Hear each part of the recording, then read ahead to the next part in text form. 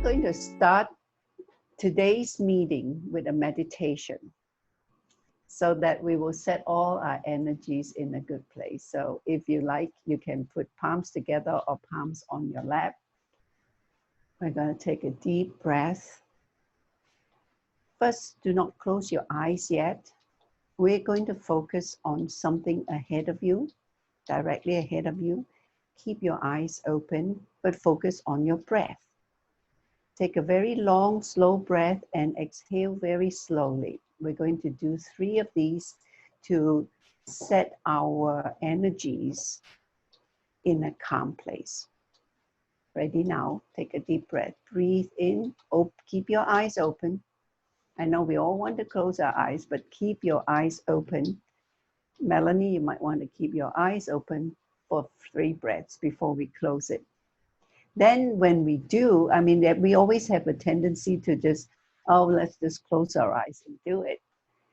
I think you would find that the focus is a lot sharper when we first keep our eyes open. And then when we finally do close our eyes, it would set you in a shift in equilibrium physically to put you in a very profound place of calm.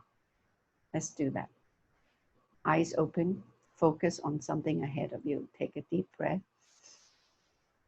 Slowly, deeply, gently, and fill your lungs. And now hold for a second and gently exhale through your mouth. Slowly, easy, gently. Very good. Still eyes open, second deep breath. Breathe in. And hold for a second and slowly exhale through your mouth. Very good. And still keeping your eyes open. Don't you just want to close your eyes now, but keep it open one more time. Deep breath. And now as you exhale, at the end of the exhale, you may close your eyes and notice the shift. And now as you close your eyes, you continue to breathe easily, gently, and slowly. Breathe in all the love in the universe. And as you exhale, breathe out all the stresses you've carried till this moment. Replacing all the fears, all the doubts, all the stress of the week with calm, gentle love that we gather from the universe. Breathe in and out. And we continue easy, natural breathing for a while and clearing your mind. You may have ideas that come through your mind. You might have issues or worries. Don't resist them. Breathe in. If they come into your mind now, just give them a nod, acknowledge them, and let them pass through. Bring up all your fears, all your hurts, all your worries. Breathe in and out. Today is the longest day of the year. It's a day of maximum yang energy. Today is the day you let the sunshine, the love, overcome all the darkness in your life. Breathe in and release all your fears. Breathe in and release all your fears. Keep breathing in and release all your fears. And as you continue to breathe, you feel more and more at ease with yourself. More and more at ease with yourself. And now as you imagine, you breathe in love and the yang energy. And let this energy pervade your entire consciousness. And visualize all the bits of fear coming out of you and being converted into butterflies and release into the universe. See the beautiful butterflies as they are the transformation of all your fears. And they are now leaving you, join the universe to be converted into love. Breathe in love. And you feel more and more at peace with yourself. There is nothing to do right now. If any thought or idea that may pop up, just smile, acknowledge them whatever they are, and let them go. For that too shall come to pass. All things are transient in this lifetime. Breathe in love, breathe out fear. And the universe will embrace that fear and reconvert that back to love. And say to yourself, there are many options in this lifetime, but because I can, I want to, I choose love. There are many feelings out there in life, but I am choosing to love. And to love means to let this love energy guide every breath I take, every word I speak, every deed I do, because I am making that choice. Breathe in and out and feel more and more at ease and more calm. And say after yourself, no matter what happens, I choose love. I choose peace. I choose calm. And all things shall come to pass. This is only a moment in the big universe of time. And for this moment, I choose love because I can and because I want to. And place your palms together and give yourself a blessing. And take a deep breath. When I count to 3, gently open your eyes, feeling wonderfully happy and calm. 1, 2, and 3. So we start today is talking about it being the longest day of the year. And in many parts of the world, you may not even see nighttime. You will have, the land of the midnight sun. The sun will still be shining at midnight. There's a lot of powerful energies circling around us today in a very long day. And so we want to brace ourselves and to set our receptors to only receive the positive energies, to receive the love energies. And quite coincidentally, it is also Father's Day here in the United States. I don't know if it is in other parts of the world. Whether you are a father or not, we all have fathers. Whether we know our fathers or not, we all come from a father and a mother. And some of us are fortunate enough to have positive experiences from that first primary relationship. Some of us have never known our fathers. Some of us don't even know our fathers' names. But nevertheless, your consciousness knows who your father is. Your DNA comes from somewhere. So we can only choose to manifest the positive parts of whatever we inherited from our fathers. So I know there are some fathers here. What does it mean to be a father? What does it mean to have come from a father? What is our personal relationship with our fathers?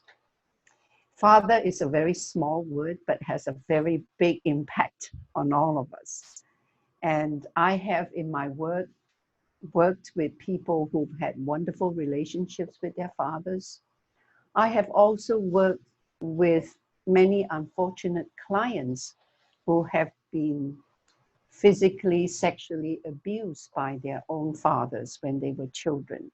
And how horrible it is to not be able. I had a client who couldn't say the Lord's Prayer because in the Christian Lord's Prayer, it begins with Our Father. And she said, I can't say that because every time I say the word Father, I feel nothing but hurt, pain, grief, anger, and a huge sense of loss. Then I had clients who had, one particular client had an alcoholic father who died prematurely, of course. The father died young, and she was furious. She was so angry that because of the father's addiction, she felt that she had been robbed of a relationship with her own dad.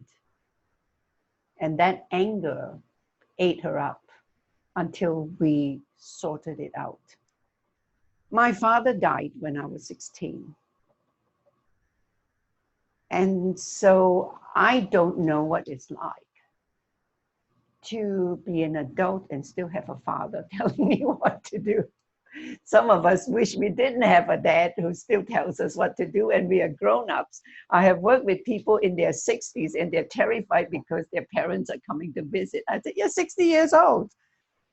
You don't have to clean house for your mom or your dad anymore.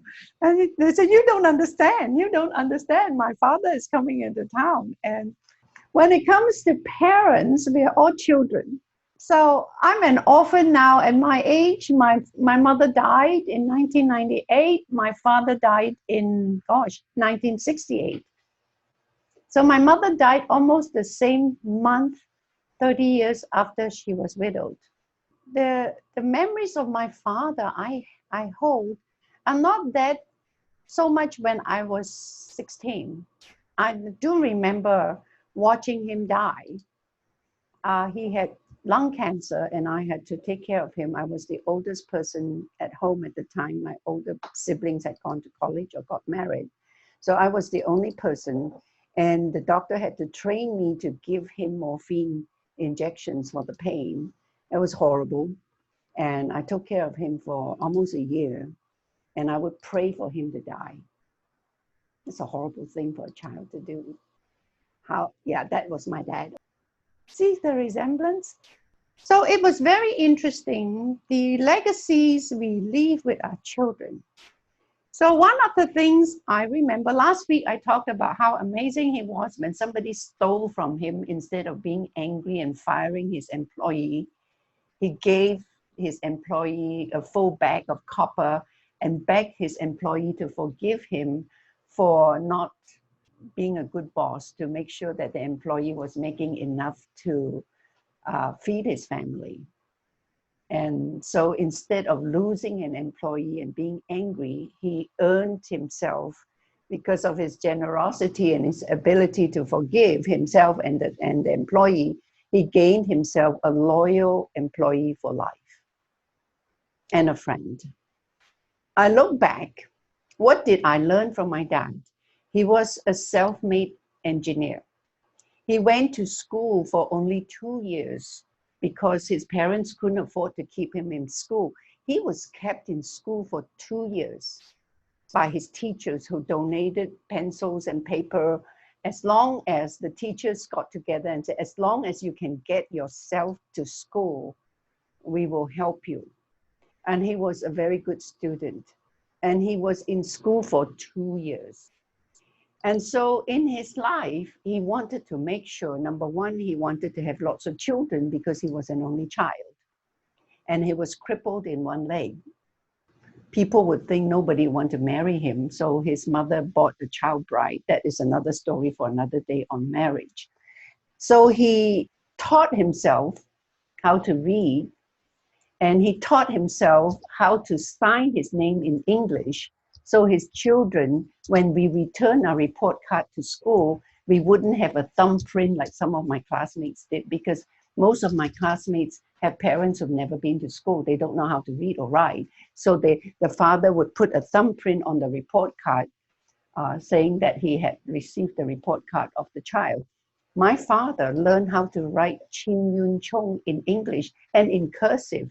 God knows how long he took to practice that. He did, and my parents.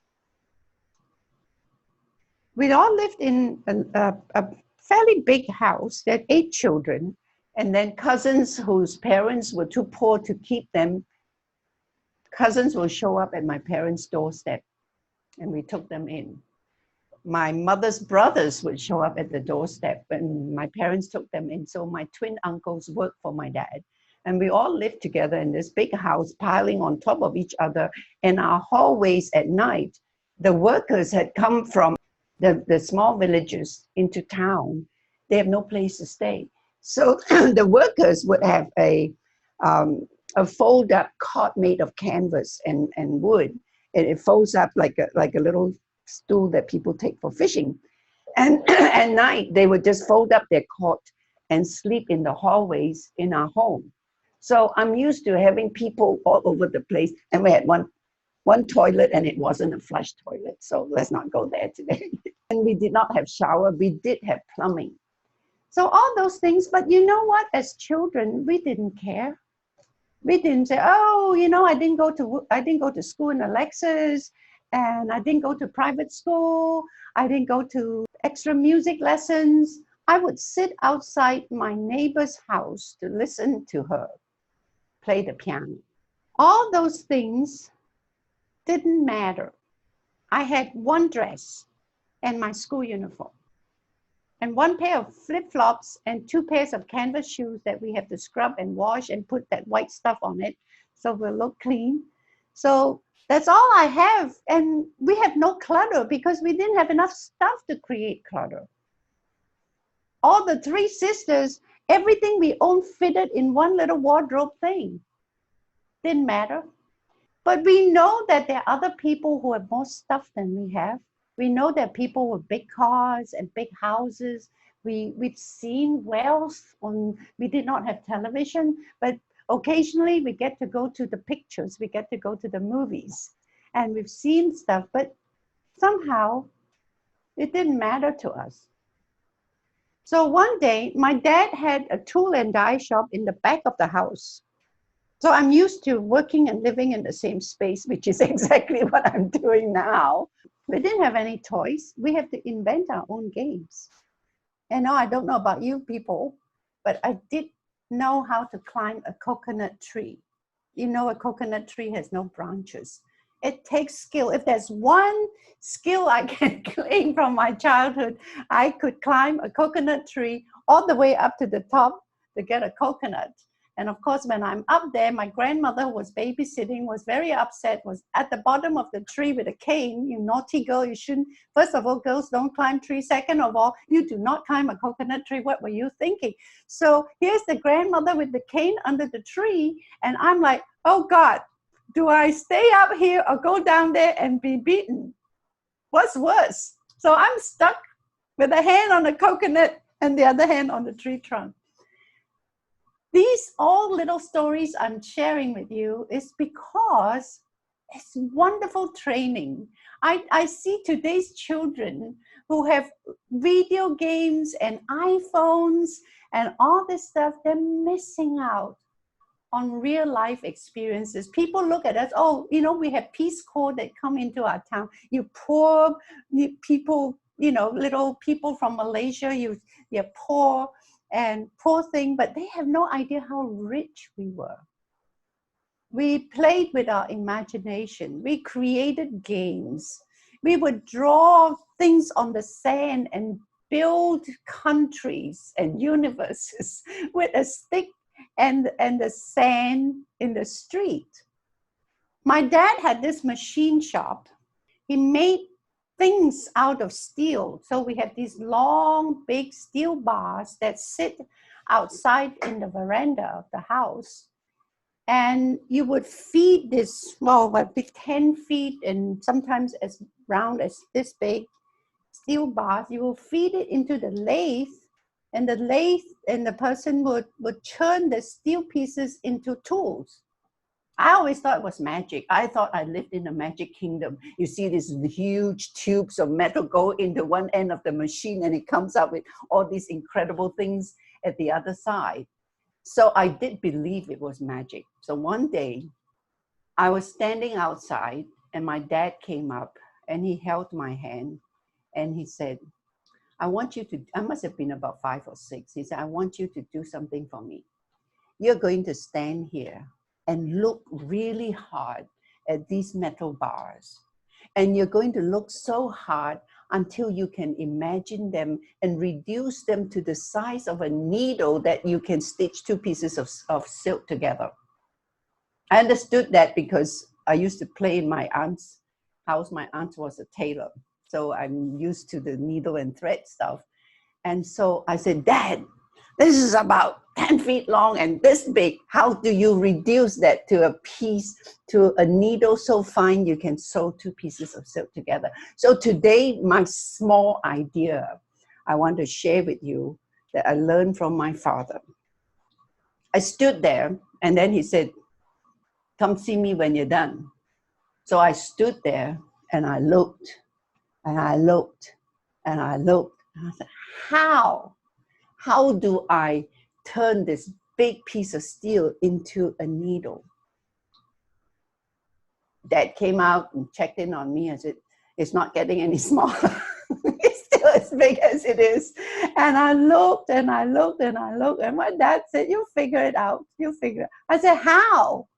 How do you turn this big piece of steel into a tiny needle? And I looked and I looked. And then after a while of looking and looking, God knows how long I stood there, I finally figured it out. I was looking in the wrong direction. I was looking outside of me. There's no way I can physically turn that piece of steel into a needle so fine I can sew 2 pieces of silk together. I was looking in the wrong direction. So I figured out, what if I turn my eyeballs around? Our eyeballs are in the wrong place. What if I turn them around and look inside? You see, if outside doesn't work, you have to turn inside and look from the inside. So as soon as I figured out that I could use my imagination, I figured it out. I have to reduce that rod with my imagination, not with my hands. And I finally figured it out.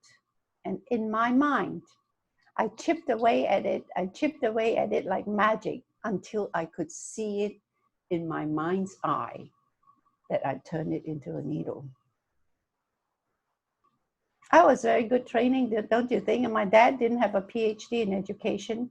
He had 2 years of elementary school. He could barely sign his own name.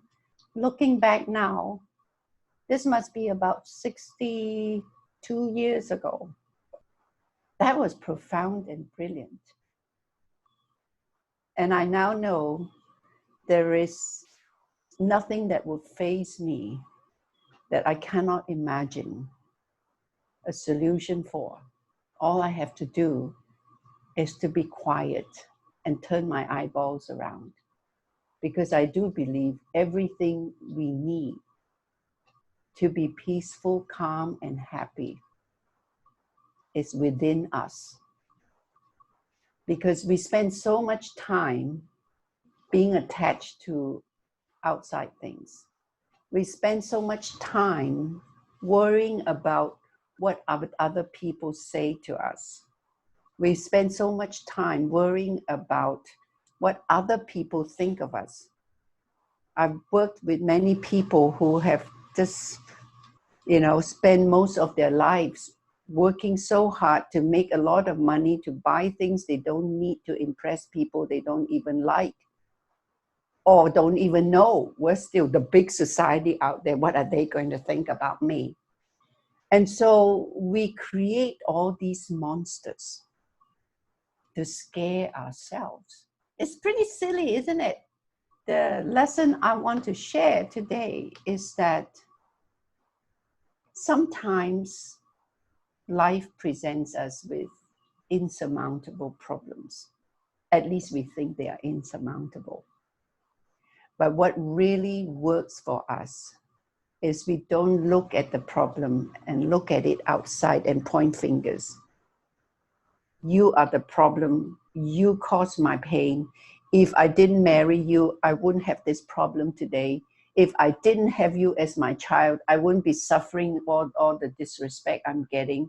If I didn't work for you as my boss, I wouldn't be having stomach ulcers by now. And all these things are outward.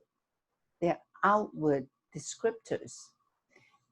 Every time is an outside item, is an excuse. And whenever we blame someone for what doesn't work for us,